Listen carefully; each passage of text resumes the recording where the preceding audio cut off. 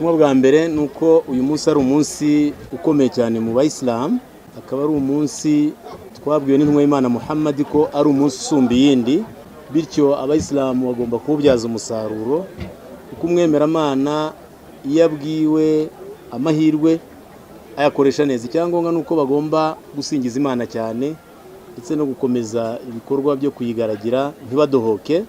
Ikindi uyu munsi ni uko ari umunsi w'ibyishimo n'ubusabane, bagomba kuzirikana yuko ibyo nabyo bigaragara muri uyu munsi wabo w'uyu munsi. Ikindi nanone bagomba kwibuka ko nubwo dusabana ariko tukanishima, batagomba kurengera imbibi n'amategeko y'Uwiteka Allah subhanahu wa ta'ala. Ubutumwa rero twabaha ni uko bagomba kurangwa n'urukundo n'urugwiro kuko bisanzwe bibaranga no mu minsi ishize no mu bihe byashize, ariko by'umwihariko uyu munsi biba bigomba kugaragazwa mu buryo bufatika.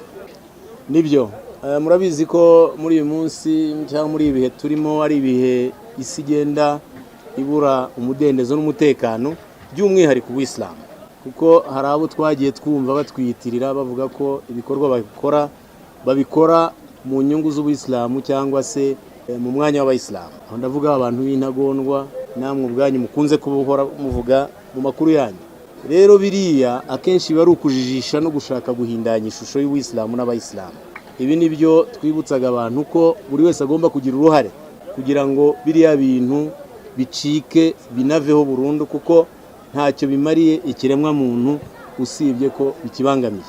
Niyo mpamvu rero tuba tugomba ku munsi nk'uyu haba hateranye imbaga y'abantu ingana itya kubagezaho ubu butumwa kugira ngo buri wese arebe ese ni iki nakora, ni iki nafasha mu rwego rwo gukuraho iki kibazo kiriho ariko by'umwihariko cyugarije idini yacu ya Islam. Mujya mwumva ko iyo bakora biriya bikorwa kenshi bahita bagerekaho ngo twabikoze ngo ku nyungu cyangwa ku neza y'Islam, ariko ni ukubeshya. Idini y'Islam ni idini y'amahoro, ni idini y'urukundo, ni idini itagira amacakubiri, itarangwa n'intugunda, ni idini idahamagarira umuntu kuyigana kubera igitugu, umuntu ayigana kubera ubushake bwe, kuko Uwiteka aratubwiye ngo uzashaka azemere n'uzashaka azahakane, urubanza ruzacirwa kwa Nyagasani. Twega akazi kacu nk'abantu ni ukugezaho abantu ubutumwa bwiza ndetse ubutumwa bubafasha kugira imibereho myiza. Ibisigaye n'Uwiteka uzicira urubanza.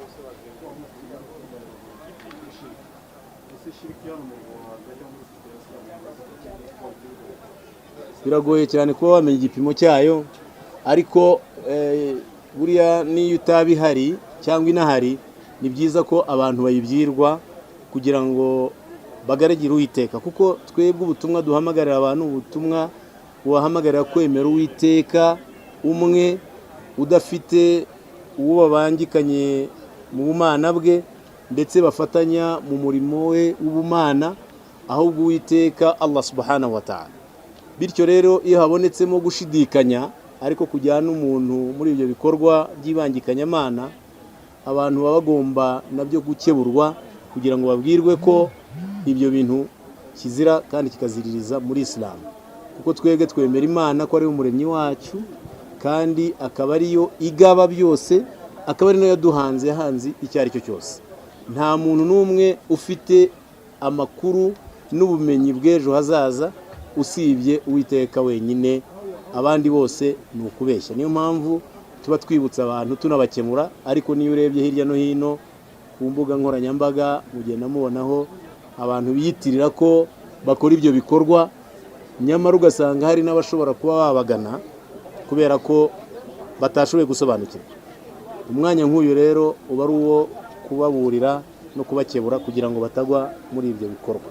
Nyakubahwa Mufti w'u Rwanda, kuri gahunda yo gusabana no gusangira mwakomojeho by'umwihariko bo mu idini ya Isilamu badafite ubushobozi, idini ya Isilamu hari igikorwa mu buryo bw'umwihariko yateganije kuri mwe? Nibyo, ibikorwa by'idini ya Isilamu akenshi usanga bizana buri Muislamu wese kugira ngo yibone mu gikorwa rusange.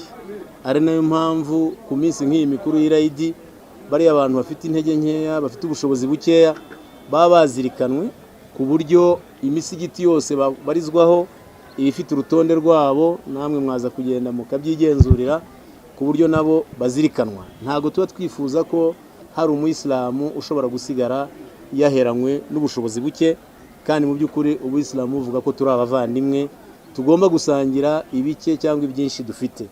Niyo mpamvu rero mu bihe nk'ibi no mu minsi nk'iyi abo bantu nibo tubanza gutekereza mbere y'abandi, kuko abayisilamu hirya no hino na hano mu gihugu cyacu tunabashimira baba bashoboye gutanga ubwo buryo n'ubwo bufasha bagenzi babo kwibona ndetse no kwisanga muri uyu munsi ukomeye wa Eid al-Adha.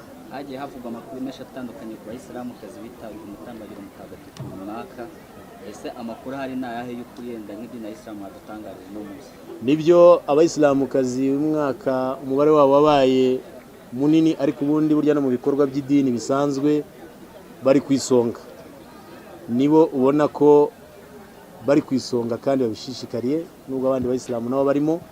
Uyu mwaka rero by'umwihariko twabonye ko umubare washoboye kujya Maka uri hejuru ari umubare ugizwe n'abadamu.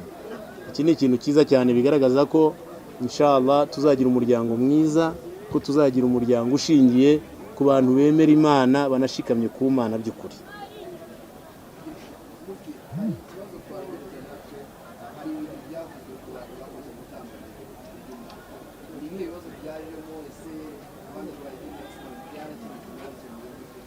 Icyo nababwira nuko nanabivuzeho, ikibazo cyarakemutse. Abahaji twari dufite 95 b'abanyarwanda basabye umuryango w'abayisilamu mu Rwanda ko babafasha gukora umutambagiro mutagatifu. Ubu bari mu gihugu cya Maka, bagezeyo barimo barakora ibikorwa byabo neza uko bisanzwe. Ikibazo cyari cyabayeho, ibi bikorwa tubikorera mu koranabuhanga. Murabizi ibibazo by'ikoranabuhanga akenshi bigira ibibazo. Hari ikibazo cy'ikoranabuhanga cyari cyabayeho cyo gutinda kuboneka kwa viza zimwe na zimwe. Tubanza kubona viza zimwe zigera muri 34, izindi ziza zikererewe, ariko ikiza nuko bose bashoboye gukora umutambagiro mutagatifu ku gihe, kuko buriya umutambagiro mutagatifu munabyumve neza, ubundi turi mu kwezi kwa 12 kwitwa Zulhijja, n'amezi agendera ku mboneko y'ukwezi ya Hijri. Uzi ko tugira n'amezi agendera ku zuba. Uburo twe turi mu kwezi kwa 12 nk'abayisilamu. Ibikorwa bya Hijja mwumva cyangwa by'umutambagiro mutagatifu bitangira ku tariki ya 8 z'ukwezi kwa Zulhijja. No kuvuga ngo byatangiye ku wa mbere. Abahaji bacu alhamdulillah Imana ashoboye kubashoboza ku wa 4 bari mu mujyi wa Maka.